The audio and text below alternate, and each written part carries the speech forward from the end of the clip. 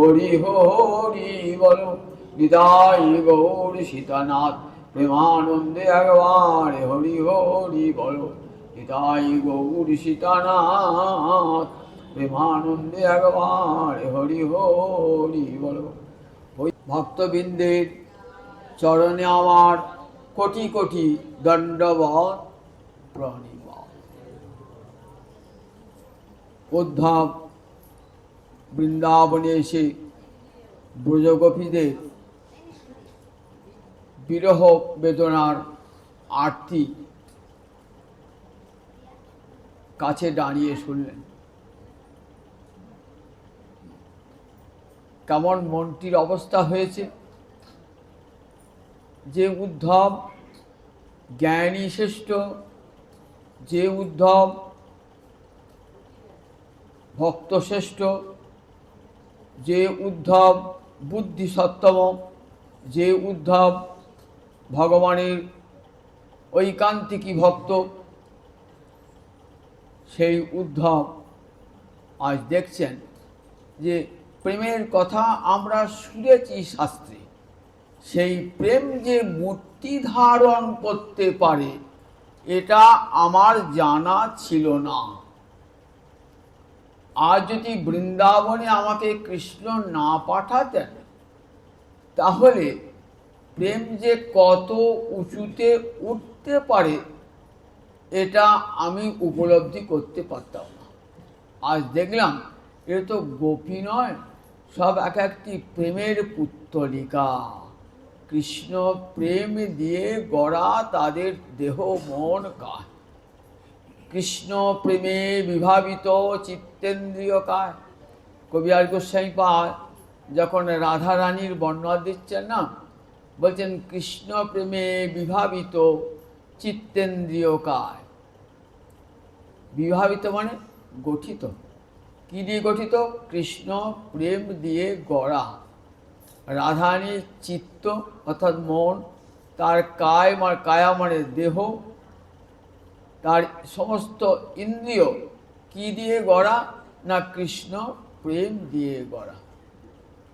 একটা ক্ষীরের পুতুলকে যদি তৈরি করেন, ময়রার দোকানে গিয়ে দেখবেন তার নখ থেকে মাথার চুল পর্যন্ত ক্ষীর দিয়ে তৈরি, তার ভিতরটাও কিন্তু ক্ষীর দিয়ে তৈরি।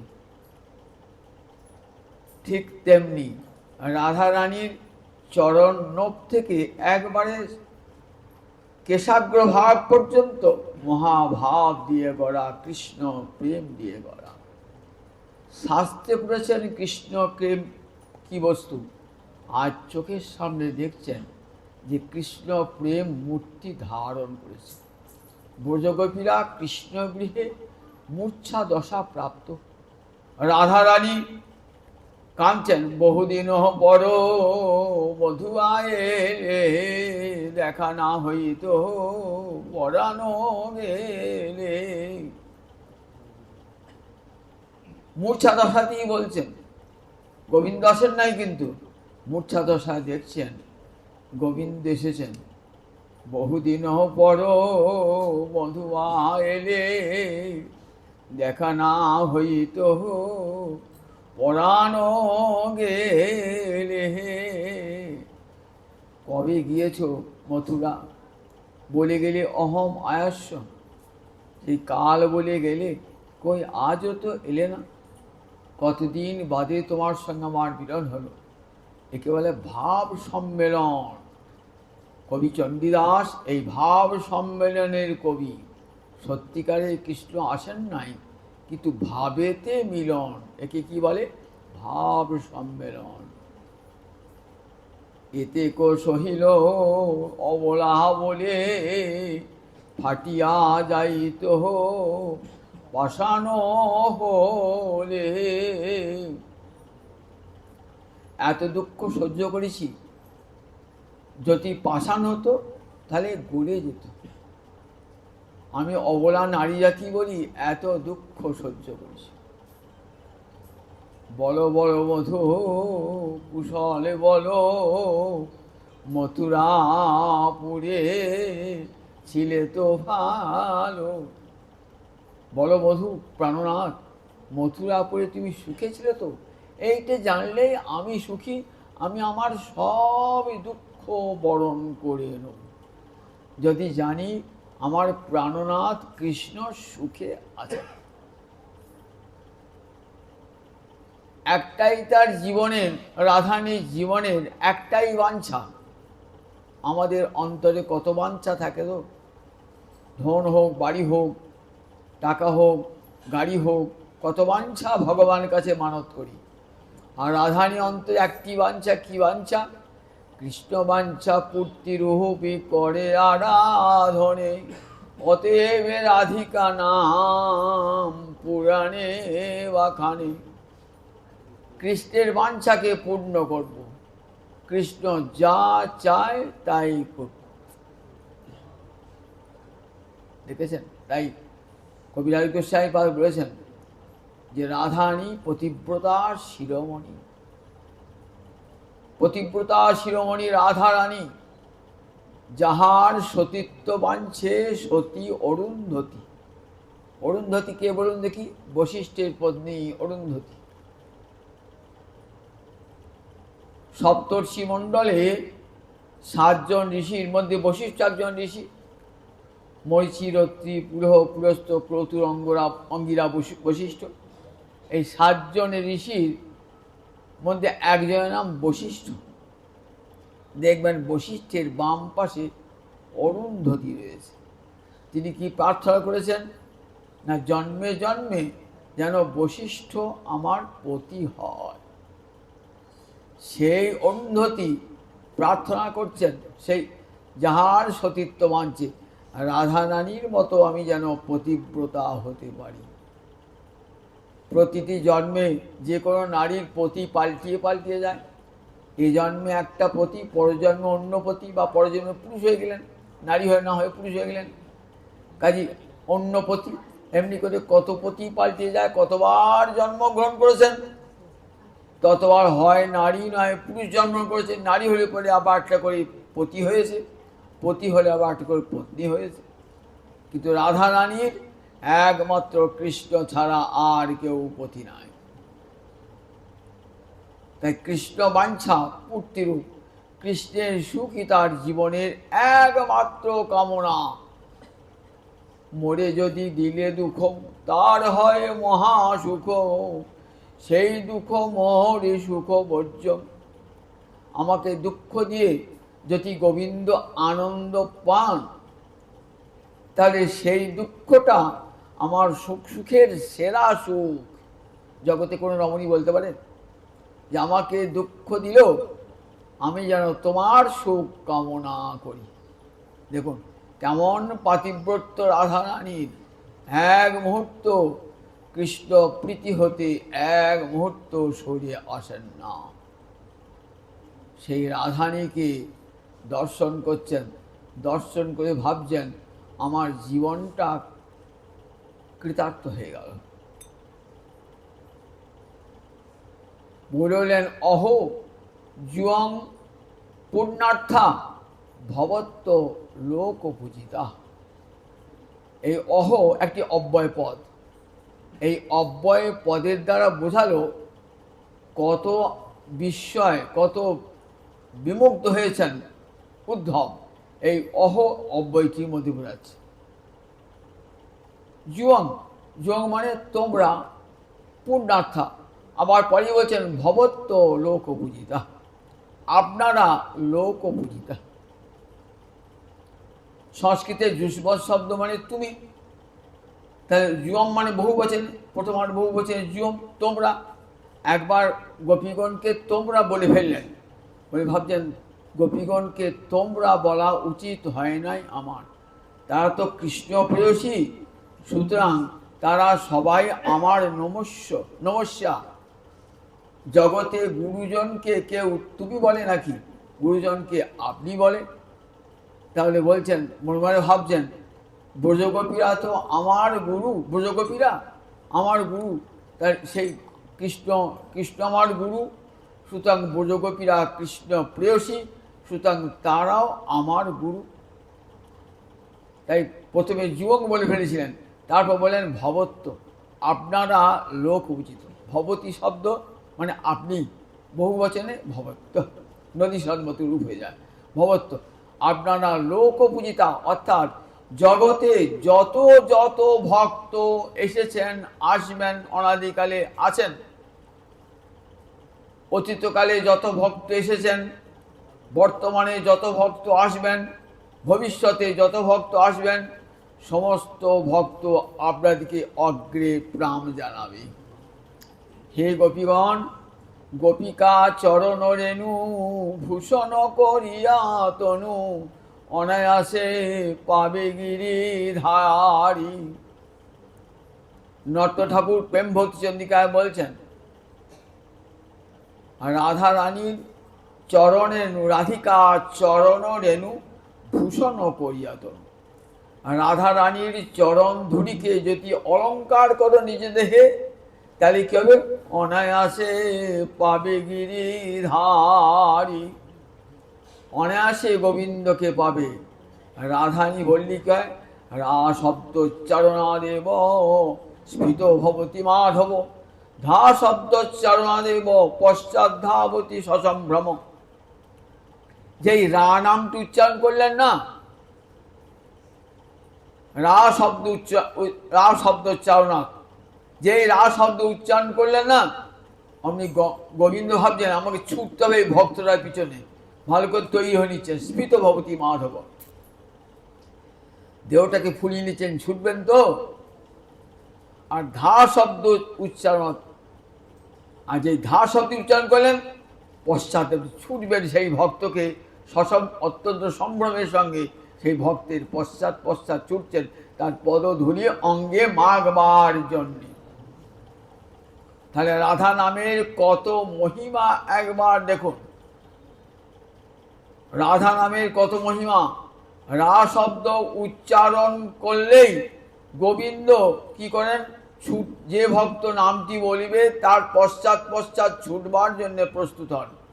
আর যে ধা শব্দ উচ্চারণ করলেন, পশ্চাৎ ধাবতী সশব্দ, ছুটছেন পশ্চাৎ পশ্চাৎ। তাই রাধা নামের কত মহিমা বলুন দিকে একবার, কত মহিমা। যত গোপী দেখছেন এরা কারা? এক রাধারানী হতে অনন্ত কোটি গোপী, কেউ পৃথক নন, কিন্তু এক রাধারানী অনন্ত রূপ ধারণ করেছেন। কি উদ্দেশ্যে? এক রূপ থেকে বহু রূপ হলেন। কৃষ্ণকে করায় শ্যাম রস মধুপান, গোবিন্দকে মধুর রস সিঙ্গার রস পান করাবার জন্যে এক রাধা রানী অনন্ত রূপ ধারণ করেছে। রাধানীকে বলা হয় হ্লাদিনী শক্তি। হ্লাদিনী মানে আনন্দদায়িনী শক্তি। তার চিরকালের কাজ হলো গোবিন্দকে আনন্দ দান করা। তাই গোবিন্দকে আনন্দ দান করবেন বলে রাধারানী অনন্ত রূপ ধারণ করেছেন। কৃষ্ণ সেবা মনোবৃত্তি সখী আশোপাস। কৃষ্ণ সেবার জন্য যখনই কোনো মনে বাঞ্ছা হয়েছে, সখী পাচ্ছি না, মনে মনে বাঞ্ছা কি, সঙ্গে সঙ্গে সঙ্গে সঙ্গে একটা সখীর আবির্ভাব হয়েছে। রাধিকা হয়েন কৃষ্ণের প্রেম কল্পলতা, সখীগণ হয় তার পল্লব পুষ্প পাতা। কল্পলতা, রাধা হচ্ছেন কল্পলতা। আর রাধা আর লতার গায়ে কি থাকে? ছোট ছোট কচি কচি পাতা থাকে, ফুল থাকে। বললেন গোপীরা কেমন? না, সব গোপীরা রাধা রানীরই অঙ্গ থেকে এসেছে। ওই কচি পল্লবের মতন, ওই পুষ্পের মতন। তাই তারা রাধা কেউ পৃথক নন। রাধারানী অনন্ত রূপ ধারণ করেছেন, অনন্ত রূপে গোবিন্দকে সুখ দান করবেন। কেউ বামা নায়িকা, কেউ দক্ষিণা নায়িকা, কেউ মুগ্ধা, কেউ মধ্যা, কেউ প্রগলভা, কেউ ধীরা, কেউ অধীরা, কেউ ধীরা ধীরা। কত প্রকার নায়িকা আছে, 396 প্রকারে। এখানে এক রাধারানী অনন্ত রূপ ধারণ করে কৃষ্ণের বাসনা পূর্ণ করছে। তাই বলছে অহো জীবং পূর্ণার্থা ভবত্ত লোক বুঝিতা। পূর্ণার্থ মানে তোমাদের অর্থ পূর্ণ হয়েছে, তাকে পূর্ণার্থ বলে। যাদের অর্থ পূর্ণ হয়েছে, কি কি অর্থ আছে? ধর্ম, অর্থ, কাম, মোক্ষ। এই চারটেকে শাস্ত্রে পুরুষার্থ বলা হয়েছে। এই চারটে পুরুষার্থের উপরে আর একটা পুরুষার্থ আছে, সেটিকে না কৃষ্ণ প্রেম পঞ্চম পুরুষার্থ। সেই পঞ্চম পুরুষার্থ আপনারা আপনা আপনি লাভ করেছেন। তাই পূর্ণার্থা আপনা আপনি সেই পঞ্চম পুরুষার্থ যে প্রেম, সেটি লাভ করবার জন্য আমাদের কত সাধনা করতে হয়। বলেন তপস্যা করতে হয়, ধ্যান করতে হয়, দান করতে হয়, ব্রত করতে হয়, একাদশাদি ব্রত করতে হয়। এগুলো সব করলে কোনো না কোনো জন্মে কৃষ্ণে ভক্তির উৎপত্তি, কোনো না কোনো জন্মে কৃষ্ণে ভক্তি উৎপন্ন হবে। একটা ভজন, একজন সাধক সাধন করছেন, তো এই কৃষ্ণ প্রেম লাভ করতে কোটি কোটি জন্ম যদি উপযুক্ত গুরুদেবের সান্নিধ্য পান, তার চরণাশ্রয়ে ভজন সাধন করেন, তাহলে সেই গুরুর উপরে সে ভজন সাধন করতে করতে করতে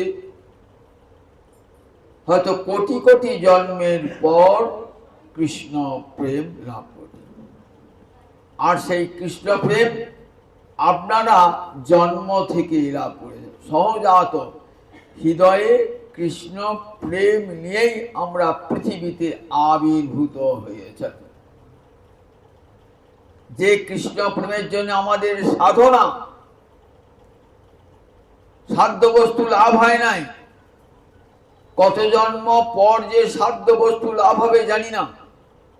এই জন্মে যদি ঠিক ঠিক সাধনা হয়, তাহলে ওই সাধ্য বস্তু লাভ হবে।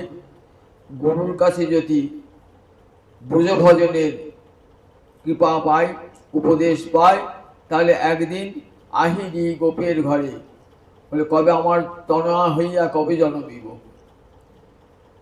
কবে বিশ্বভানুপুরে আহিরি গোপের ঘরে তনয়া হইয়া জন্মিব। রাগমার্গের সাধন যারা করেন, তাদের জীবনে কি প্রার্থনা বলুন দেখি? তারা ভক্তি মুক্তি কিছুই চায় না। তারা কি বলে? কবে বৃষভানুপুরে আহিরি গোপের ঘরে তনয়া হইয়া জন্মিব। এই তাদের সাধনা। যতদিন পর্যন্ত বর্ষানাতে, বৃষভানুপুর, রাধানী পিতার নাম বৃষভানু রাজা, তার যে রাজ্য বর্ষানা, সেখানে আহিরি গোপের ঘরে কন্যা হয়ে জন্মাবো, তাহলে রাধা রানীর কৃপা লাভ হবে, রাধানীর সান্নিধ্যে কৃষ্ণ প্রেম লাভ হয়ে যাবে। এই সাধনা তারা করেন দিবারাত্র। আমার যেন রাধানীর দাসী হয়ে জন্মাতে পারি। রাধা দাস অহো, এই বলছে জীবং স পুণ্যার্থা ভবত্ব লোক পূজিতা। যারা এই রাগমার্গের ভজন করবেন, গোপীগণ বললেন, তারা তোমাদের আনুগত্যে ভজন করবেন। গোপী অনুগতি বিনা ঐশ্বর্য জ্ঞানী, ভজিলেও না পায় ব্রজে ব্রজেন্দ্র নন্দনী। গোপী আনুগত্য ছাড়া কখনো কৃষ্ণ প্রেম লাভ হয় না। ঐশ্বর্য জ্ঞানে মুক্তি পর্যন্ত লাভ হবে, কিন্তু গোলক বৃন্দাবনে জন্ম হয়ে রাধা রানীর মঞ্জরি হয়ে রাধা গোবিন্দের কুঞ্জ সেবা এটি পাবেন না। তার জন্যে ব্রজের ভজন চাই। এখানে তাই বলছেন ভরতল বললেন, দেখো যে কত প্রকার শ্রেয় সাধনের দ্বারা কৃষ্ণে ভক্তির সাধ্যতে কৃষ্ণে ভক্তি লাভ হয়। আর সেই ভক্তি বললেন, দেখো তোমাদের কেমন না, যাসাম ইত্যর্পিত মন ভগবতী উত্তম শ্লোকে, উত্তম শ্লোক ভগবানে তোমাদের মনটা দিয়েই আছে। আমাদের মনটা কত কষ্ট করে ভগবানকে দিতে হয়। উদ্ধব বলছে, আমরা মনটা ভগবানকে দিতে পারি?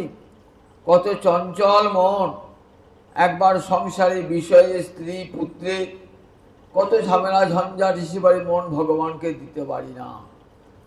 আর তোমাদের মনটা জন্ম থেকেই ভগবানে, এক মুহূর্ত তারা মনটাকে ভগবান থেকে সরিয়ে দিতে পারেন না। যোগীরা ঋষিরা কি করেন, মনটাকে সংসার থেকে সরিয়ে নেবার জন্যে তারা সন্ন্যাস গ্রহণ করে বনবাসী হয়ে নির্জনে বসে তপস্যা করেন। কেন? উদ্দেশ্য সংসারের কোলাহলের মধ্যে মন ভগবানে যাবে না, তাই নির্জনে তার উপাসনা করতে হবে। তাই তারা সংসার পরিত্যাগ করে নির্জনে গিয়ে কোটি কোটি বৎসর ধরে তপস্যা করছেন। উদ্দেশ্য আমাদের যাতে কৃষ্ণ ভক্তি লাভ হয়, মনটা যাতে ভগবানে যায়। আর গোপীদের মনটা দেখুন ঠিক উল্টো। গোপীরা কি বলছেন, যে আমাদের মনটা যেন কৃষ্ণ থেকে ক্ষণকালের জন্য সরে যায়। কোথায় যায় না? বিষয়ে যায়। 24 ঘন্টা মন তাদের কৃষ্ণে, তো কৃষ্ণ ভালোবেসে এত কষ্ট পেয়েছেন না, তাই বলছে মনটা যদি ক্ষণকালে আমাদের সংসারে চলে যায় তাহলে শান্তি পায়। কিন্তু যত্ন করি নারীকারী বাড়ি, শত চেষ্টা করো মনটাকে গোবিন্দ চরণ হতে সরাতে পারি না। তেমন গোপীদের ভজন দেখুন, মনটাকে সরাতে পারি না, শত চেষ্টা করো মনটাকে। একদিন দেবর্ষি নারদ এসেছেন বৃন্দাবনে। বৃন্দাবনে গিয়ে দেখছেন যমুনার তীরে একটি বালিকা তপস্যা করছে। ভাবলেন বৃন্দাবনে কেউ তপস্যা করেন না, যেখানে ভগবান নাই সেখানেই তপস্যা, যেখানে ভগবান আছেন সেখানে তপস্যা কেন? চক্ষু মুদ্রিত করে তপস্যা করি ভগবান গৌরকে দেখতে পাবো না তো, ভগবানকে দেখতে পাবো না তো। তাহলে তপস্যা কোথায় হবে? যেখানে ভগবত ধাম নয়, যেটা ভগবান নাই যেখানে, সেখানেই হয় তপস্যা। বৃন্দাবনে গোলকপতি হরি সব সময় বিরাজমান, চক্ষু মুদ্রিত করে তার ভগবানকে দেখতে পাবো না, তাই বৃন্দাবনে কেউ তপস্যা করেন না। নারদ অবাক হয়ে গেলেন, কে তপস্যা করছে?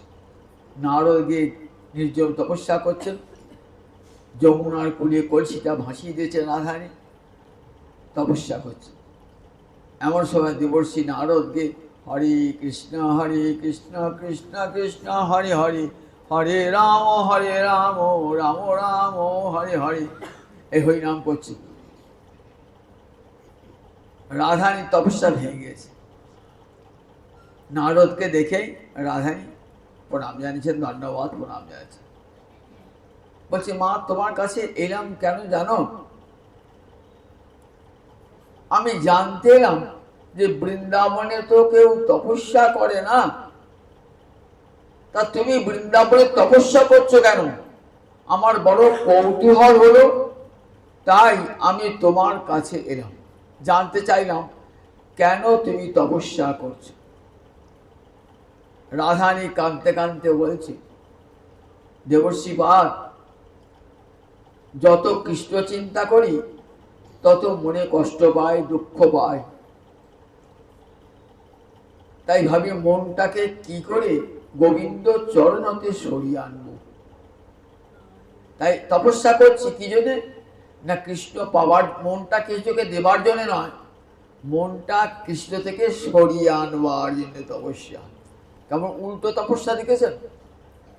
আমাদের তপস্যা যাতে মনটা গোবিন্দ চরণে যায়।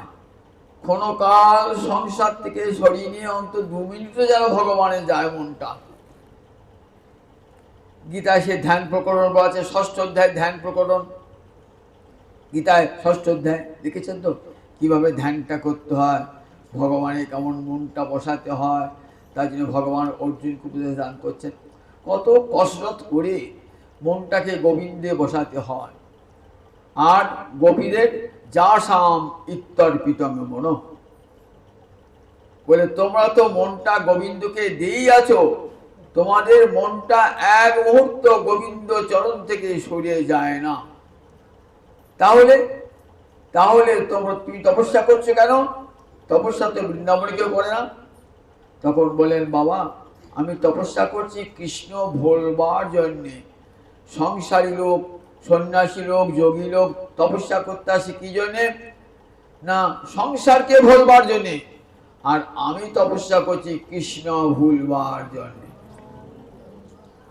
নারদ অবাক হয়ে গেলেন, ধন্যা জননী ধন্যা, তোমার মতন কৃষ্ণ প্রতি জগতের আর কারও দেখতে পাই না। তুমি গোবিন্দে হীরাদিনী শক্তি, কেমন করে কৃষ্ণকে ভালোবাসো, 24 ঘন্টা তোমার কৃষ্ণের স্মরণ মন হচ্ছে, এক মুহূর্ত মনটা কৃষ্ণ চরণতে সরে আসছে না। এই যাসাম ভগবতী উত্তম শ্লোকে যাসাম ইত্যর্পিতং মনঃ, গোবিন্দের একটা নাম উত্তম শ্লোক। কেন নাম? শ্লোক মানে যশ, উত্তম যশ শাস্ত্রে যার দেখা যায় তাকে বলে উত্তম শ্লোক। ভগবতী উত্তম শ্লোকে, ভগবান উত্তম শ্লোকে যাসাম ইত্যর্পিতং মনঃ, যারা মনটা দিয়েছেন আর কোথাও তারা মনটা দিতে পারেন না। সর্বস্ব ত্যাগ করি, হিত্বা দিষ্টা হিত্বা গৃহান পতিন স্বজনান পুত্রান সব ত্যাগ করে তোমরা কি করেছো?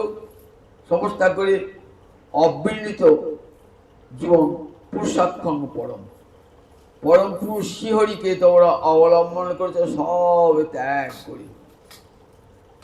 তোমরা কি ত্যাগ করেছো? তোমরা নিজের পতিকে ত্যাগ করেছো, হিত্বা দেহকে ত্যাগ করেছো, গৃহকে ত্যাগ করেছো, সর্বস্ব ত্যাগ করে তোমরা অবিনীত, তোমরা বরণ করেছিলে কাকে? গোবিন্দকে, পরম পুরুষ গোবিন্দকে বরণ করেছ। বিনা সর্বত্যাগং ন ভবতি ভজনং ঝসুপতি। মহাপ্রভু যখন সন্ন্যাস করে দাঁড়িয়েছেন না, কোথায় গিয়েছেন মনে দেখি? অদ্বৈত গৃহে শান্তিপুরে। মহাপ্রভু তাকিয়ে আছেন আর অদ্বৈত চোখে জলে ভাসছে। ঠাকুর কত কষ্ট করে তোমাকে নিয়ে এলাম আর তুমি চলে গেলে। ঠাকুর কত কষ্ট করে নিয়ে এলাম, হাও হাও করে কাঁদছে অদ্বৈত। তা তুমি সন্ন্যাস বেশ ধারণ করলে কেন? গৃহে থেকে তোমার কীর্তনে কেউ বাধা দিয়েছিল? বলে শোনো আচার্য, বিনা সর্বত্যাগম ন ভবতি ভজনং ঝসুপতি। পশুপতি মানে প্রাণনাথ, পশু মানে প্রাণ, প্রাণপতি, তার ষষ্ঠী এক বছর পশুপতি। বললেন দেখো, বিনা সর্বত্যাগম, সর্বত্যাগ ছাড়া প্রাণনাথ গোবিন্দের ভজন হয় না। প্রাণনাথ গোবিন্দের ভজন হয় না সর্বত্যাগ ছাড়া। গীতার সর্বশেষ কথা কি? সর্বধর্মান পরিত্যজ্য মাম একং শরণং ব্রজ। সর্বধর্ম পরিত্যাগ করি একমাত্র আমার চরণে আশ্রয় গ্রহণ কর। মাং মদিয়ং অহং দদে, আমি নিজেকে দিলাম, সেই সঙ্গে আমার ধন জন গৃহ সব তোমার চরণে অর্পণ করলাম। মাং মদিয়ং অহং দদে। এমনি করে গোবিন্দ চরণে আত্মসমর্পণ করার কথা গীতা বলে গেছেন, কিন্তু এই আদর্শ আমরা দেখতে পাই নাই। জগতে অনেকে ত্যাগ করেছেন, রাজর্ষি ভরত ত্যাগ করেছেন, অম্বরীশ ত্যাগ করেছেন, তারা সব বিচারের ভূমি থেকে, যে কৃষ্ণ ভজন করতে গেলে ত্যাগ করতে হয়, একদিকে সংসার আর একদিকে কৃষ্ণ, এই দুটো কখনো হয় না। কৃষ্ণকে ভজন করতে গেলে একটাকে ছাড়তে হবে, দুটো কখনো একসঙ্গে হয় না। তাই তারা কি করছেন, সংসারে থেকে কৃষ্ণ ভজন হবে না, সংসার ত্যাগ করে, স্ত্রী পুত্র ত্যাগ করে চলেছেন, শাস্ত্র দর্শন করে, গুরুমুখে উপদেশ শুনে। আর তোমরা তো শাস্ত্র পড়ো নাই, গুরুমুখে উপদেশও শোনো নাই, কোনো আচার্যের কাছে যাও নাই, তোমরা অনুরাগের ভূমি থেকে গোবিন্দকে সর্বস্ব দান করেছ। হৃদয় ভালোবাসা থেকে, কোনো বিচার নাই, কোনো শাস্ত্র পাঠ নাই, কোনো বেদ অধ্যয়ন নাই, কোনো গুরুর উপদেশ নাই, কিন্তু তোমরা অনুরাগ ভালোবেসে এমনই যে সর্বস্ব অর্পণ করেছ, সর্বস্ব অর্পণ করেছে ভগবানকে।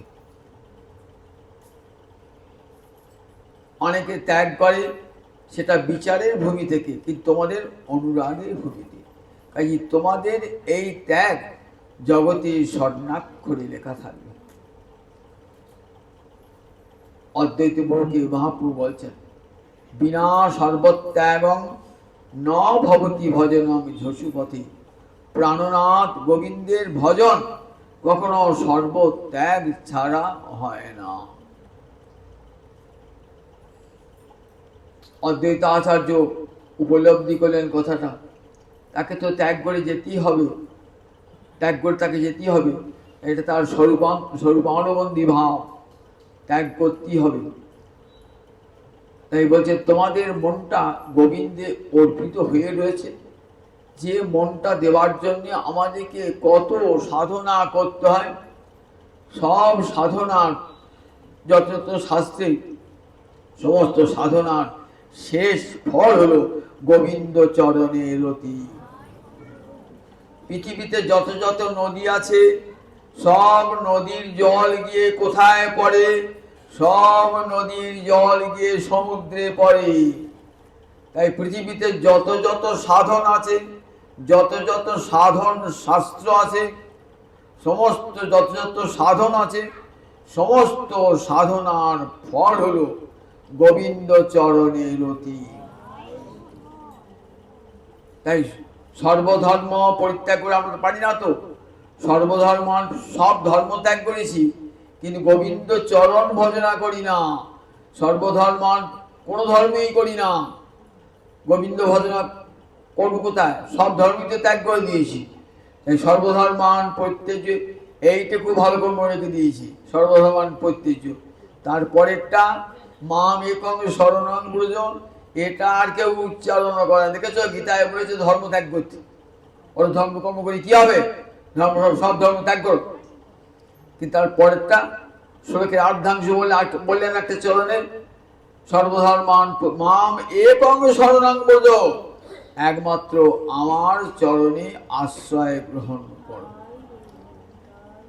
এমনি করে উদ্ধব গোপীগণকে প্রশংসা করছেন তাদের সম্মুখে দাঁড়িয়ে।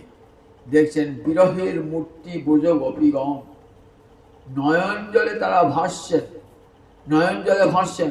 তাদের প্রতিটি মূর্তি যেন প্রেম দিয়ে তৈরি করা মূর্তি, প্রেমের মূর্তি, কাঞ্চন পঞ্চালিকা, প্রেম ও পুত্তলিকা। গোপীগণে এই মূর্তি দর্শন করে বলছেন, দেখো তোমাদের তো বিদ্যমান, আমাকে জিজ্ঞাসা করেছিলে না যে অকৈতব কৃষ্ণ প্রেমেতে বিরহ হয় না? যদি বিরহ হয় তাহলে আর কোনো দিন বাঁচে না সে, বিয়োগ হইলে আর কেহ না জীবন। তোমার বলেছে কেন? এ অকৈতব, আমরা তো কৃষ্ণকে ভালোবাসতাম, ভগবানের কাছে কিছুই চাইতাম না, তাহলে কৃষ্ণ আমাদের পরিত্যাগ করলেন কেন? এ কথার উত্তর আমি তখন দিতে পারি নাই। আজ আমি বলছি, উত্তরটা পেয়ে গেছি। কি জন্যে? তোমাদের যদি বিরহ না হতো, আমাকে কৃষ্ণ বৃন্দাবনে পাঠাতেন না, আর বৃন্দাবনে না এলে যে কেমন করে বিরহের মূর্তি দর্শন হয় তা দেখতে পেতাম না। তাহলে বিরহের মহাভাগা মহান মেয়ে অনুগ্রহকৃত। গোবিন্দ আমাকে কৃপা করেছেন, যাও উদ্ধব দেখে এসোগা বৃন্দাবনে কি প্রেম বিদ্যমান, কেমন প্রেম বৃন্দাবনে দেখে দাও। বিরহের আমাকে অনুগ্রহ করেছেন, গোবিন্দ আমাকে কৃপা করেছেন, যাও বৃন্দাবনে গিয়ে দেখে এসো কৃষ্ণ প্রেম কি বস্তু। তাই তোমাদের সঙ্গে ভগবানের কখনো বিরহ নাই।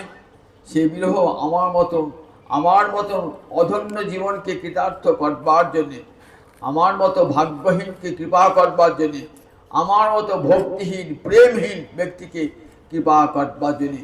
যদি আমি বৃন্দাবনে না আসতাম তাহলে জানতে পারতাম না কৃষ্ণ প্রেম কি বস্তু।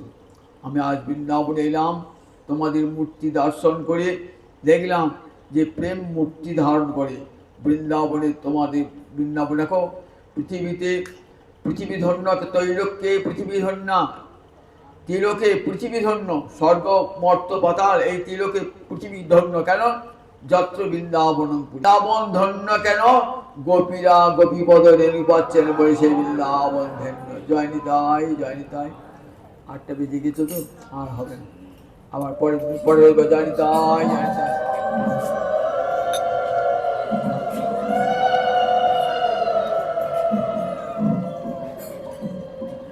জয় জয় রাম